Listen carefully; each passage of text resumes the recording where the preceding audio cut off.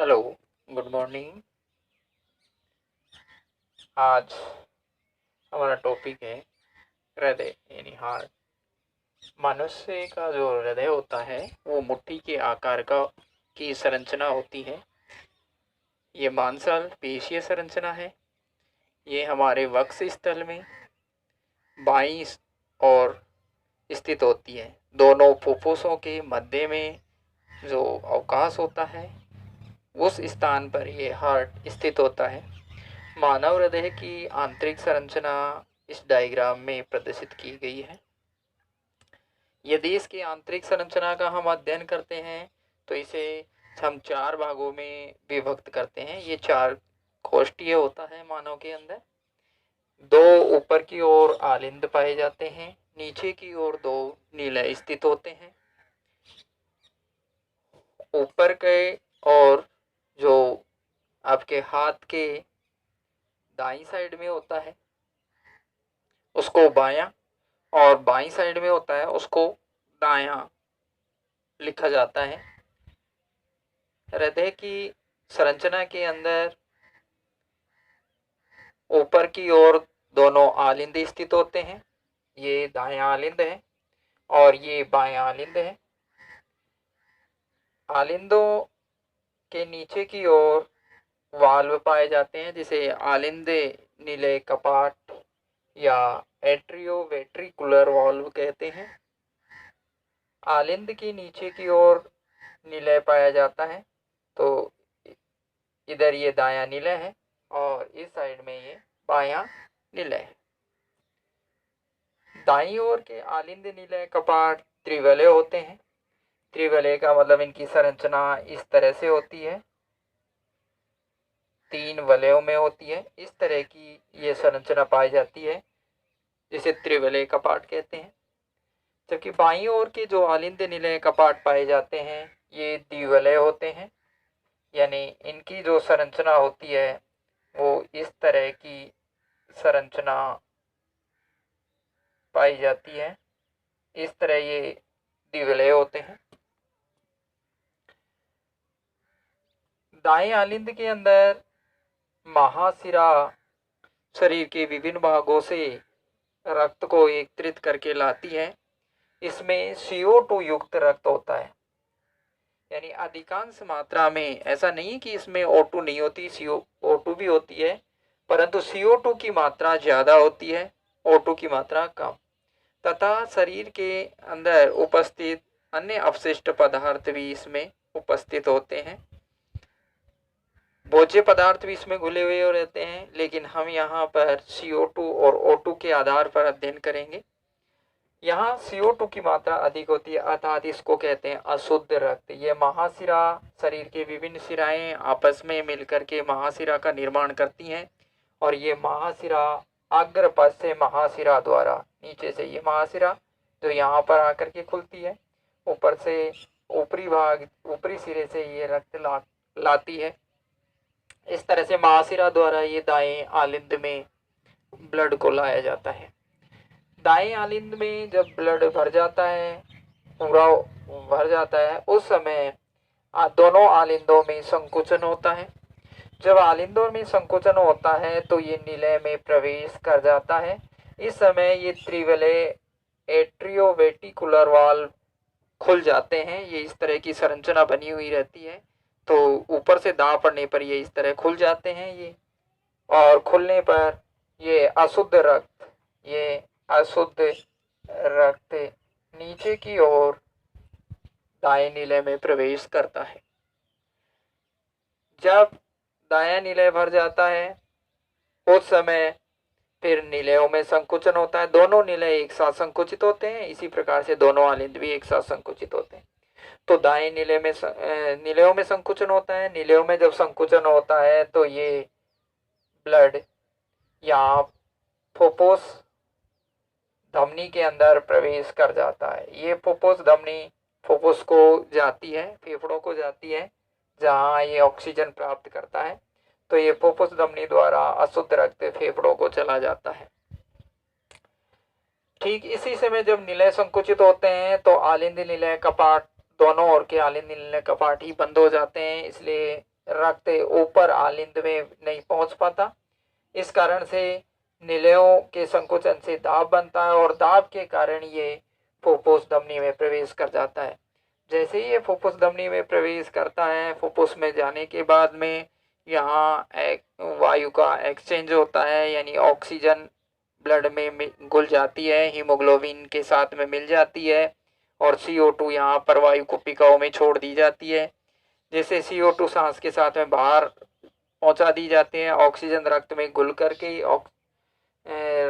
शुद्ध रक्त बन जाता है और ये शुद्ध रक्त फिर ये जो आपको दिखाई दे रहे हैं जिनको कहते हैं फुफ्फुस शिराएं, इन फुफ्फुस शिराओं द्वारा शुद्ध रक्त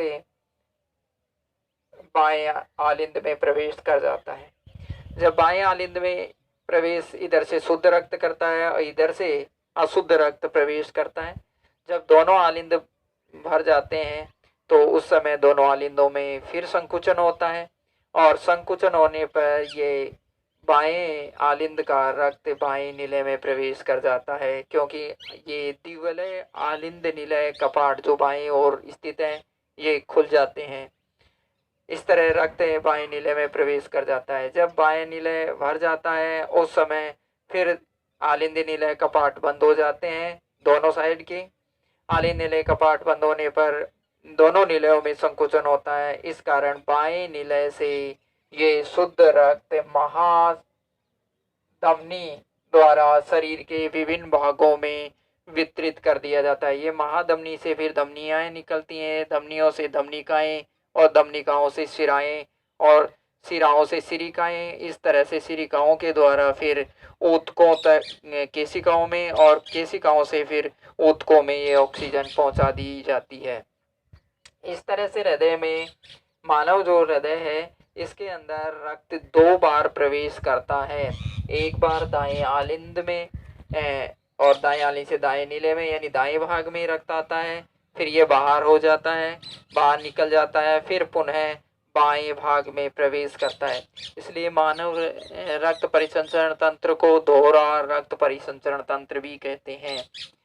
इसी तरह हम हृदय की संरचना की बात करें तो हृदय 2 आवरणों द्वारा आवृत होता है। बाहर वाले स्तर को कहते हैं हृदय आवरण, जो कि हृदय की बाह्य आघातों से रक्षा करता है। वैसे हृदय हमारे वक्ष स्थल में अंदर की ओर होता है तो पसलियां बाहर से इसको सुरक्षा प्रदान करती हैं। इस तरह से मानव हृदय की ये संरचना मानव के अंदर पाई जाती है। अब हम इसके बाद में बात कर लेते हैं रक्त परिसंचरण की। रक्त परिसंचरण के अंदर हम अध्ययन करते हैं तो इसके अंदर हमें ये डायग्राम बनाना पड़ता है और यदि हृदय की आंतरिक संरचना का अध्ययन करना है तो हमें ये डायग्राम बनाना पड़ेगा और इसका अध्ययन करना पड़ता है। यहाँ पर ये हृदय जो मैंने एक सरल तरीके से यहाँ डिफाइन किया है, इस हृदय के अंदर वही 4 कोष्ठ हैं, दोनों ऊपर की ओर आलिंद, दोनों नीचे की ओर निलय पाए जाते हैं। यहाँ पर शरीर से अशुद्ध रक्त महाशिरा द्वारा ये दाएं आलिंद में प्रवेश करता है। महाशिरा शरीर की महाशिरा द्वारा CO2 युक्त रक्त यानी अशुद्ध रक्त प्रवेश करता है दाएं आलिंद में। यहाँ दाएं आलिंद में प्रवेश करने के बाद में ये रक्त निलय में प्रवेश करता है जब आलिंद संकुचित होता है और इसमें प्रवेश करने के बाद में ये फुफ्फुस धमनी है, इस फुफ्फुस धमनी द्वारा ये फुफ्फुस को शुद्ध होने के लिए पहुंच जाता है। यहाँ पर फेफड़ों में ये रक्त शुद्ध होता है और ऑक्सीजन लेकर के यानी हीमोग्लोबिन युक्त रक्त बन करके हीमोग्लोबिन के साथ में ऑक्सीजन मिल जाती है तो इसे शुद्ध रक्त कहते हैं। ये शुद्ध रक्त पुनः प्रवेश करता है फुफ्फुस शिरा में और फुफ्फुस शिरा द्वारा ये पहुंच जाता है फिर बाएं आलिंद में। जब बाएं आलिंद संकुचित होता है तो आलिंद निलय का पार्ट खुल जाते हैं और ये निलय में पहुंच जाता है और निलय से जो बायां निलय है इसमें संकुचन जब होता है तो आलिंद निलय का पार्ट बंद हो जाते हैं, इसलिए रक्त ऊपर की ओर तो चढ़ नहीं सकता, इसलिए ये दाब के साथ महाधमनी में प्रवेश करता है और महाधमनी द्वारा ये महाधमनी बार बार विभाजित होकर के शरीर के विभिन्न ऊतकों तक रक्त को पहुंचाने का कार्य करती है। इस तरह से ये रक्त परिसंचरण तंत्र का डायग्राम है। अब हम इसके अंतर्गत एक पॉइंट और पढ़ते हैं जो विशेष ध्यान देने योग्य है, जिसको कहते हैं रक्त वाहिकाएं। मानव हृदय में रक्त वाहिकाओं को हम दो भागों में डिवाइड करते हैं, धमनी और शिरा। ये दो मुख्य नाम हैं। धमनियां जो शरीर के अंदर शुद्ध रक्त को पहुंचाने का कार्य करती हैं। हृदय से जो भी रक्त लेकर के बाहर की ओर जो नलिकाएं जाती हैं उन्हें धमनियां कहते हैं, और जो शरीर के विभिन्न भागों से रक्त को हृदय की ओर लाती हैं उन्हें शिराएं कहते हैं। हम धमनी और शिराओं में यदि अंतर की बात करें तो इनमें अंतर भी हम अनेक के डिफाइन कर सकते हैं। जैसे पहला, धमनियां हृदय से रक्त को शरीर की ओर ले जाने का कार्य करती हैं। शिराएं रक्त को शरीर के विभिन्न भागों से हृदय की ओर लाने का कार्य करती हैं। दूसरी बात, धमनियों में हमेशा शुद्ध रक्त बहता है, केवल अपवाद है फुफ्फुस धमनी। शिराओं में हमेशा ही अशुद्ध रक्त प्रवाहित होता रहता है, इसमें भी अपवाद है फुफ्फुस शिरा जिसमें कि शुद्ध रक्त बहता है। तीसरा हम अंतर की बात करें, तीसरा अंतर इसमें आ जाएगा, धमनियां जो होती हैं उनकी दीवारें मोटी होती हैं और शिराओं की दीवारें पतली होती हैं। इसका कारण ये है कि धमनियों में दाब होता है।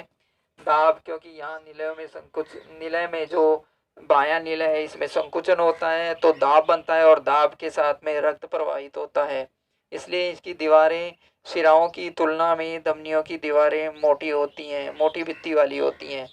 और शिराओं में रक्त स्लो गति से बहता है, इसमें कोई विशेष दाब नहीं होता, इसलिए इनकी दीवारें पतली होती हैं। धमनियों में वाल्व नहीं पाए जाते हैं। चौथा पॉइंट लें, धमनियों में वाल्व नहीं पाए जाते हैं क्योंकि इन्हें वाल्व की आवश्यकता नहीं होती है। पीछे से दाब होता है इसलिए निर्बाध रूप से रक्त का प्रवाह होता रहता है। शिरा के अंदर वाल्व पाए जाते हैं क्योंकि यदि वाल्व नहीं होगा तो रक्त आगे की ओर प्रवाहित नहीं होगा, तो शिराओं में वाल्व पाए जाते हैं। पांचवें अंतर की हम बात करें तो पांचवा अंतर है, धमनियां शरीर की गहराई में पाई जाती हैं और शरीर की गहराई में होने के कारण ये बाहर से हमें आसानी से दिखाई नहीं देती हैं, परंतु शिराएं शरीर की में त्वचा के समीप पाई जाती हैं। ये हल्के नीले रंग की हमें बाहर से ही दिखाई देती है। आपने महसूस किया होगा कि जब डॉक्टर नब आपका हाथ देखता है, जब दिखाने जाते हैं तो हमारे यहाँ पर जो हाथ है, आपको यहाँ दिखाई दे रहा होगा मेरा चिन्ह, यहाँ पर दो अंगुलियां हल्के से यूं रखिए आप और अंदर की ओर दबाइए। यहाँ पर आप महसूस करेंगे कि आपकी जो अंगुलियां हैं बार बार ऊपर की ओर आ रही हैं। वैसे मानव का जो हृदय है वो 1 मिनट में 72 बार धड़कता है, यानी 72 बार स्पंदन इसमें होता है। इस गति से रक्त परिसंचरण तंत्र मानव के अंदर ये पाया जाता है। Thank you.